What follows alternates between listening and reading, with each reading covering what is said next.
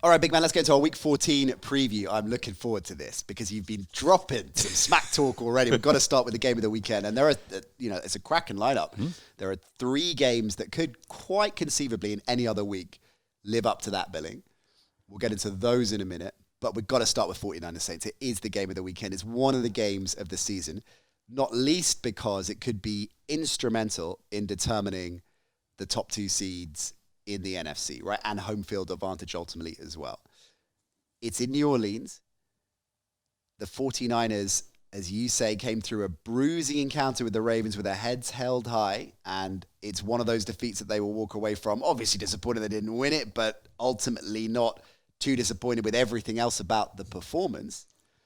And the Saints, same record, have by and large been absolutely fine. They weathered the Drew Brees injury. Teddy stepped in and did his thing. They've had a couple of anomalies. The Falcons game in particular was like a fever dream. I don't know what happened there.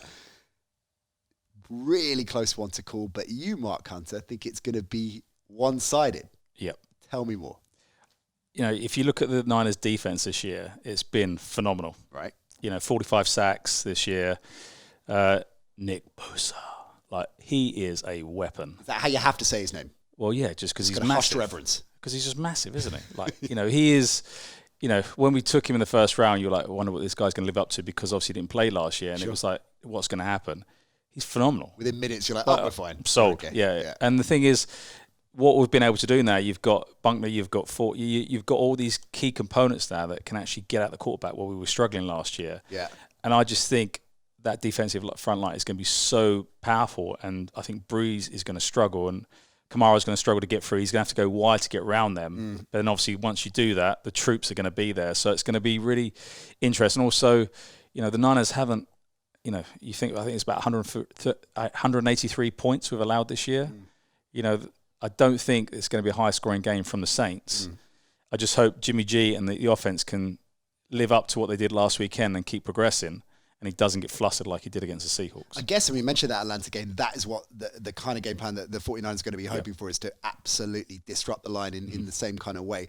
But offensively, that's what I want to talk to you about more on the 49ers side. So the return of Kittle, so instrumental, not just in terms of his productivity, blocking, but how he helps the run game, right?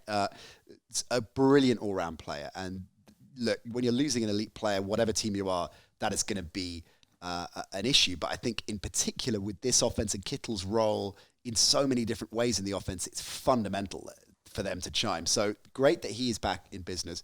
Where are you on Garoppolo? Because talking to 49ers fans, there seems to be 2 schools of thought. One group increasingly vocal and sizable group saying, Garoppolo is the guy. He's still relatively young.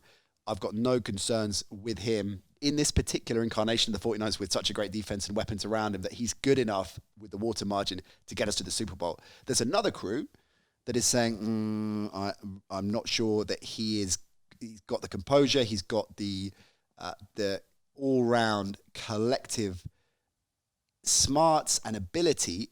Fine, roll us to a 14-2 record in the regular season, but when we're in a championship game against the Packers, against the Saints, maybe the Vikings as well, is Garoppolo the guy that 2-minute drill can take us to the promised land? I think we won't know that until we see it. That's when we're kind of surmising what could or couldn't happen with him. I do think he's good enough to lead us. I've seen enough, not consistently, but I've seen enough that makes me think, this guy can do it when it matters. The only time I think I've seen him this year where he looked a bit flustered was when we played the Seahawks. And I was like, well, that's a game when you need to be on your mettle because the rivalry, it was an important game. Your line was quite banged up in that game, wasn't it? Yeah, quite banged up. And the only reason we really lost that is because our offense didn't deliver. Right. The Seahawks weren't that great offensively themselves, but we gave them such good field position.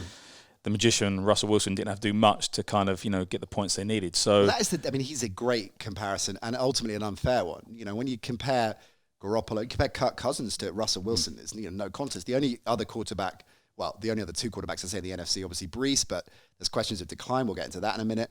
And Rodgers, of course, as well. But it's not reasonable, I think, to compare quarterbacks at the level of Garoppolo and Cousins with Wilson and say, we're going to win the championship game because we have Wilson. But it's a question of whether there's enough else around Garoppolo. And in totality, given the fact you're holding teams to 17, 21, 14 points that there is enough to get you not to the playoffs, but the deep run in the playoffs?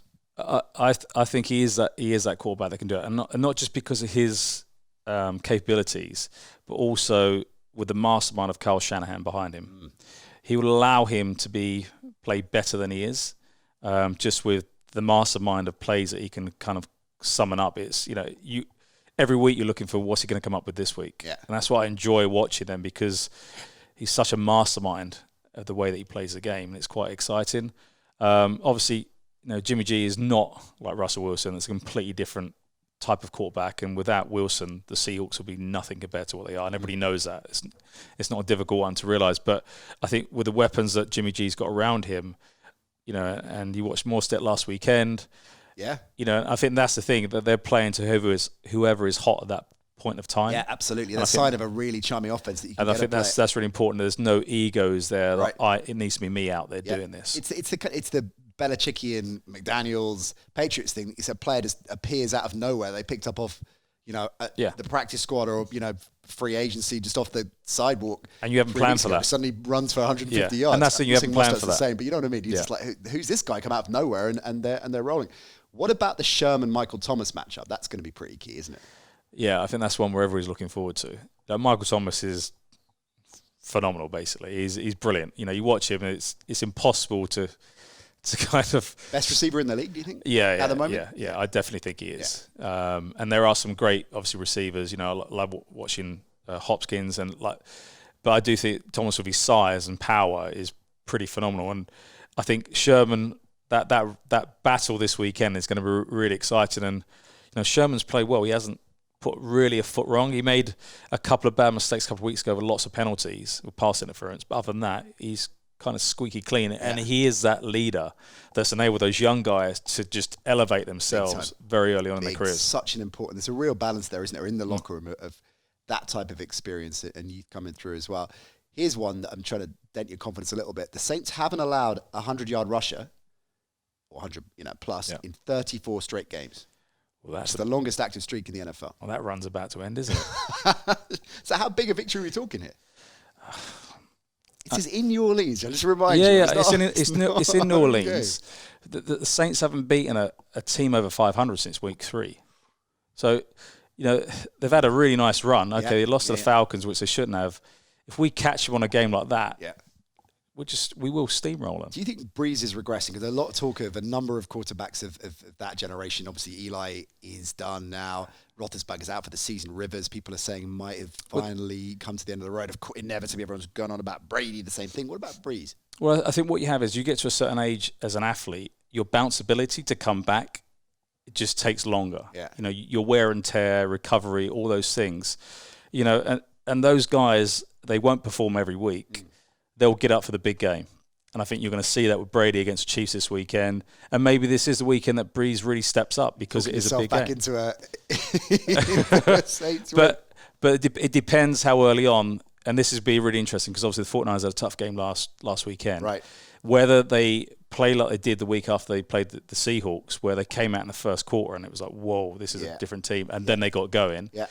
If the Saints can get off to an early start and put them under pressure like that, that would be an interesting dynamic. If the 49ers can keep them under wraps, kind of recovering from the game they just had, then we will literally just steamroll them. This is what I think will happen, the former, unfortunately. I think the Saints are going to come out of the blocks tearing, and I think it is going to be not an unassailable lead. I think it's a close game. So I don't think the Saints cakewalk it either. But I think the Saints are going to do just enough. So I'm picking the Saints. You're obviously picking the 49ers. Are you going to be wearing the jumper while you're watching it? Yes, I will be, yeah. You're a good man. Definitely this weekend. Hope you enjoyed the Nat Coombs Show presented by Paddy Power Fantasy. There's plenty more where that came from. Just click subscribe to ESPN UK and you won't miss a trick.